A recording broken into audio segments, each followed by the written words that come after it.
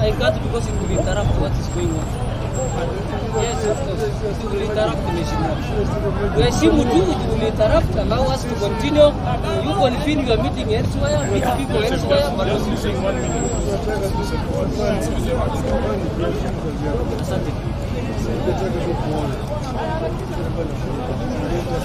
But at the moment it interrupts. It interrupts machinery. It interrupts.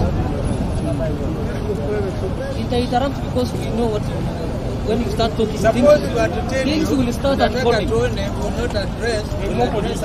We after clearing the work we are doing, we can allow you to come. A day to come. We are not destroying. We are not destroying. We are doing the exact thing what was required to be done. Bringing the land back to the original place. It is not the work of police, but it is not the work of the police. It's a private property.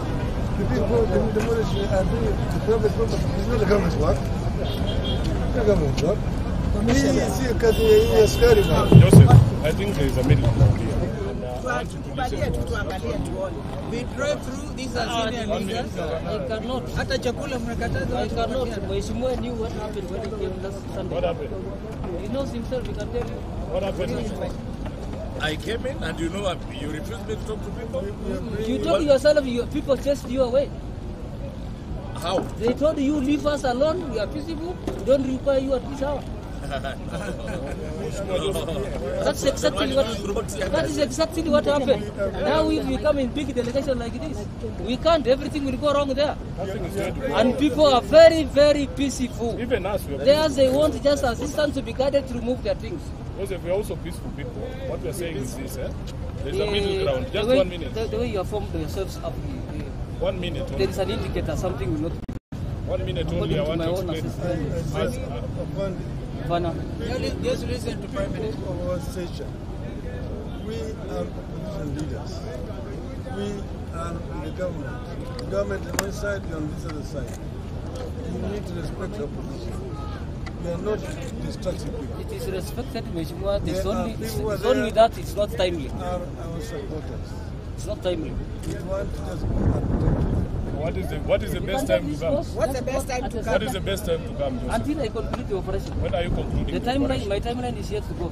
Well, when do you anticipate to conclude there? Because we will come back. Now, Afande, let me ask you. I'm the area member of Parliament. This is a governor Machakos. No problem. You came yourself as an area of the Parliament. But you see the kind of the reaction that was there against you. Just let him answer one question. Yeah. When do we anticipate that this process will go?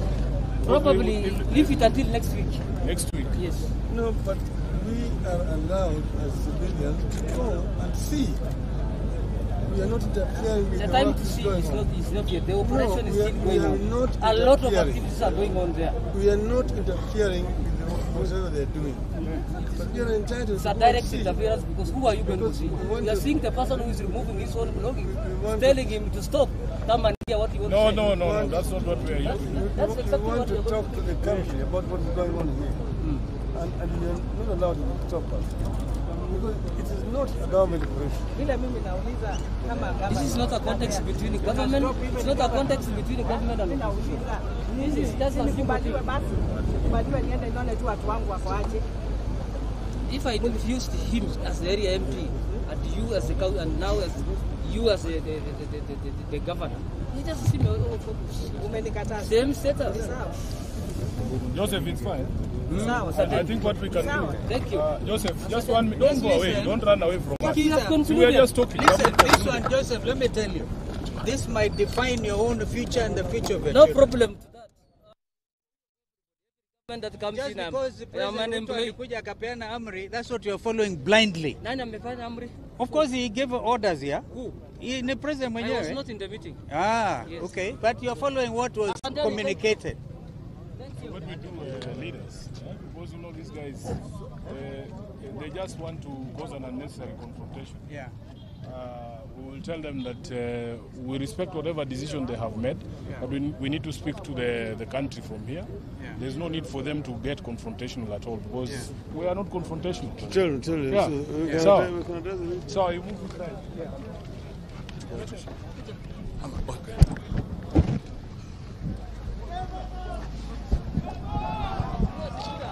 We're going back. I'm telling you, we're going back. There's no need for you to get confrontational. Okay? Thank you. Thank you, boss. Wapi watu wako watulie tu, si hatuna maneno. Just chukua tu.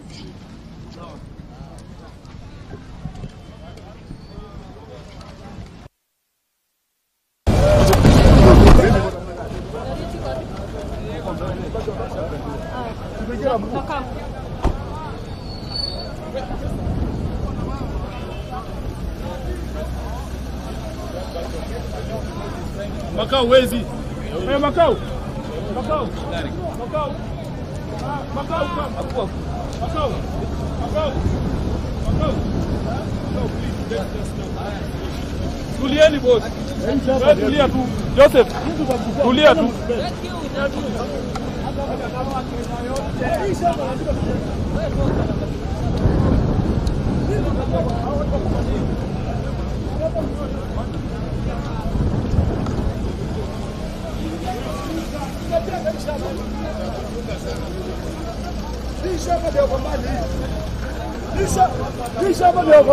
Hii tutajenga, mpenda msipende. Tutawarushia. Ngoja. Na unajua kazi itaisha. Pata nyinyi. Kenya.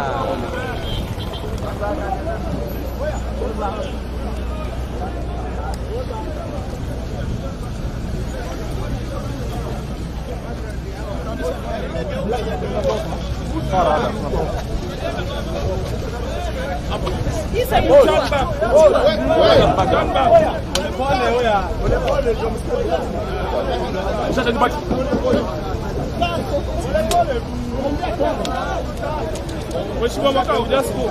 Okay.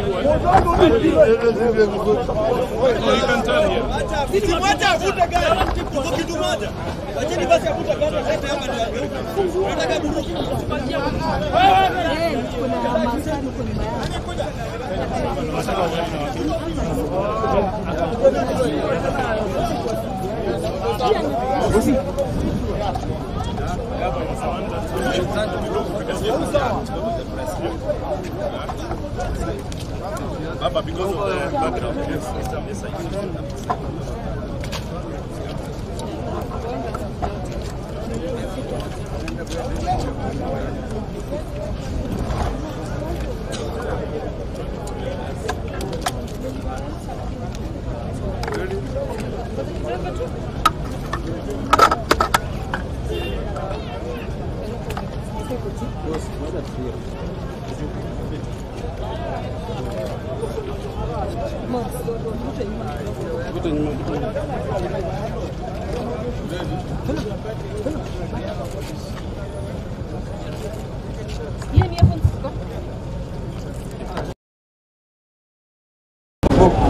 has to stop. When we spoke a few days ago in Gwikinyia against demolitions and evictions that were beginning in Mavoko, we had some illusion that there was still existed some humanity, some basic respect for the law and human rights in the Kenya Kwanza regime. We were holding on to the promise Mr. William Ruto made during the campaigns that the forceful evictions and demolition of dwellings would be a thing of the past. It is a fact that in July 2022, during the launch of the Kenya Kwanza Manifesto, Ruto promised that he would put to an end the culture of illegal evictions of people and property demolition if elected president. He went on to promise that where necessary, affected people would be provided with enough notice and compensation promptly paid. Well, it is October 2023 and a human tragedy is unfolding before the eyes of Kenyans under Ruto's watch and his loud silence, in fact order. What has gone on here in Mavoko these past few days is not just inhumane, it is also ungodly. What is going on here is forced eviction, the exact crime Ruto promised to bring to an end in July last year. It's a gross violation of human rights, the right to adequate housing at a time the administration purports to be working to ensure that everyone has shelter. What's going on here indicates a systematic disregard of recognized human rights standards on the part of the state. The affected families, some among the poorest of the poor, and their upcoming middle class, have not only witnessed lifelong savings demolished and crushed to ashes, they have been left to fend for themselves on the streets without basic shelter. Children who are learning in some of the schools here have seen their classrooms flattened into open fields, the upcoming exams standing. A regime whose top leadership never missed an opportunity to show that they are deputies of Christ is presiding over the demolition of houses of worship. The evictions have taken place just as the rains are beginning to set in. They are taking place in bad weather without any compensation, alternative accommodation, or access to safe and secure food, safe drinking water and sanitation, and medical services. The evictions have been accompanied by the excessive use of force by the police and local authorities. They have been intended to inflict inhuman pain and damage, and you can see my back. There are reports of injuries and theft of property belonging to the people whose suffering and loss is already too grim.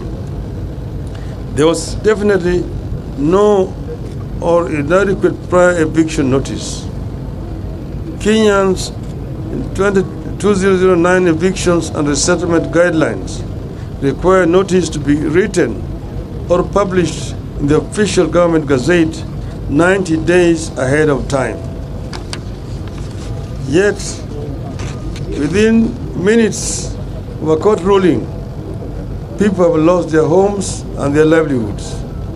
People have been left homeless and destitute, without means of earning a livelihood and with no effective access to legal or other remedies. Nobody gave these people a chance to pursue further legal redress. Someone who seemed to have known how the court was going to rule stood ready to swing into action and inflict maximum pain on residents immediately the ruling was made. Above all, this destruction of life, lifelong savings of people has come at a time that Kenyans are struggling with extremely high taxes, high cost of living, and a collapsing Kenya shilling. Without compensation, those who have lost homes will certainly never be able to rebuild. People have suffered here because of failure of the state to control speculation in land, housing, and property.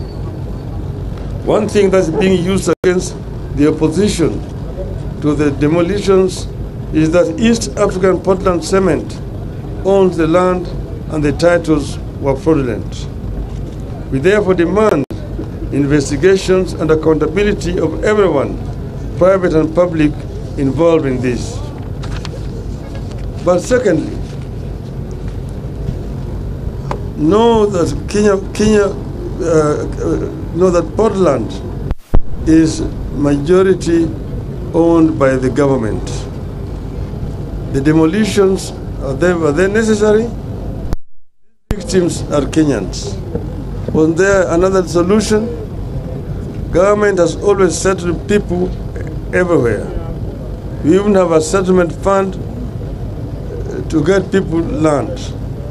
We had the case of Waitiki land in Likoni, which was resolved by the settlement fund to pay the owner and the unsettled squatters, and that was a private land.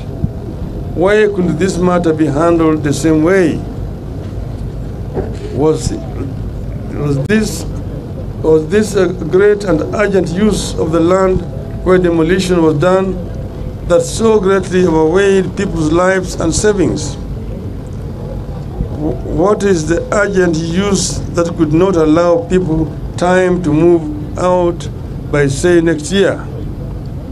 Are there personal interests riding on the guise of public interest? Does the East African Portland Cement understand that there are things people can do to fight back and even end its existence as a company? We are talking about people who most likely use the company's cement to construct houses only for those same houses to be destroyed in the name of the same company. As a party, we, as Azimio, we can't let this continue to go on unchallenged. We are determined to ensure that cruel crime is answered for. Somebody will have to take the responsibility for this bestiality. The Kenya Kwanza administration must immediately halt any further demolitions. We must share with the victims and the country the immediate plans to pay compensation for the property that has been unlawfully destroyed and to find alternative settlement for the victims. This brutality will not go unchallenged. This brutality will have to be answered for and accounted for. If the government does not act, we will help the people to act. Azimio. Thank you.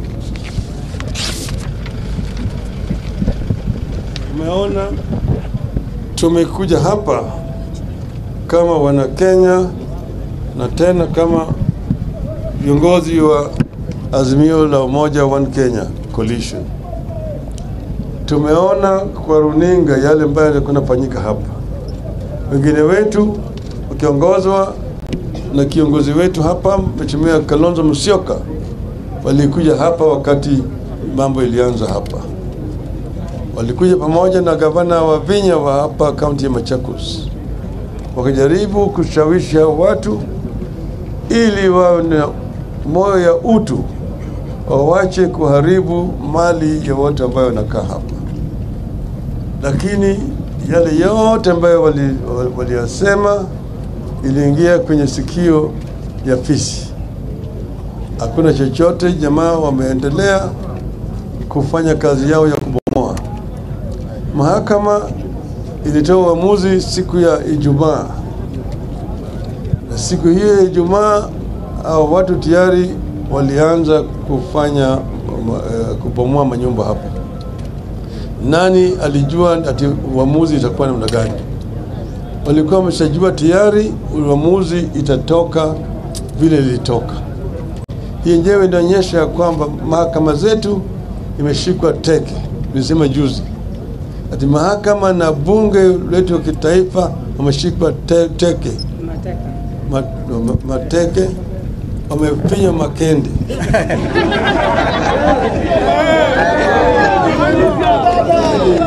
Sasa tuko na bunge hanithi, haina chochote. Manake bunge yenyewe juzi ilipitisha sheria ya kujinyima nafasi ya kukagua ununuzi ya bidhaa ya umma.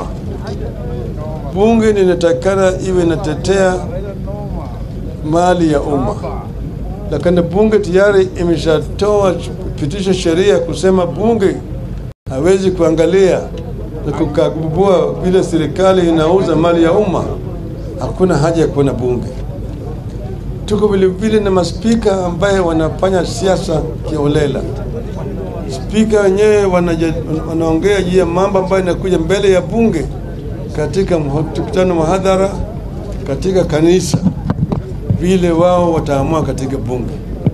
Kwa hivyo hawa maspika yote wawili wa Senate na National Assembly ni wale watu ambaye hawafai wawe kama maspika. Wao ni aibu kubwa kwa taifa la Kenya. Na vile siku hizi mambo inatoka kule Ikulu, unasema ipitishe vile ilivyo, na wabunge hawapewi nafasi ya kuongea vizuri juu ya yale masuala yanayokuja kwa bunge. Kwa hivyo sasa Wakenya hawana kinga. Pande hii bunge mateka, pande nyingine mahakama mateka. Sasa tuko na pahali ambaye natembea peke yake, hakuna mtu anaweza kuzuia wao kufanya chochote. Ametangaza siku ya Ijumaa na kazi imeanza sasa. Umeona askari wake wako hapa, umeona vile wamekaa kule kama ile umbo ya ati wanafanya kazi. Hii kazi ya kubomoa mali ya watu si kazi ya askari kulinda. Kuna kazi ambayo natakana askari wetu wafanye, kupigana na Al-Shabaab na kulinda Wakenya wengine ambao wanavamiwa na uhalifu. Lakini sasa hawa askari wamekuja hapa kutetea uhalifu. Yale ambayo yanafanyika hapa ni uhalifu, ni unyama, ni aibu katika taifa letu la Kenya. Tunalaani vikali kama wanazimio. Asanteni sana.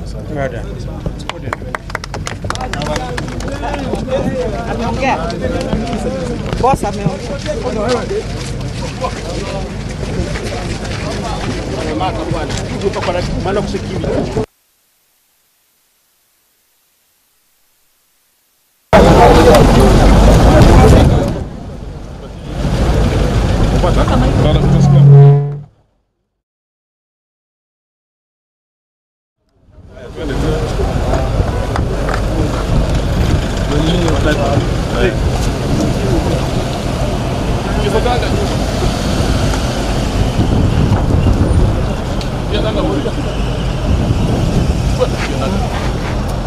Yeah,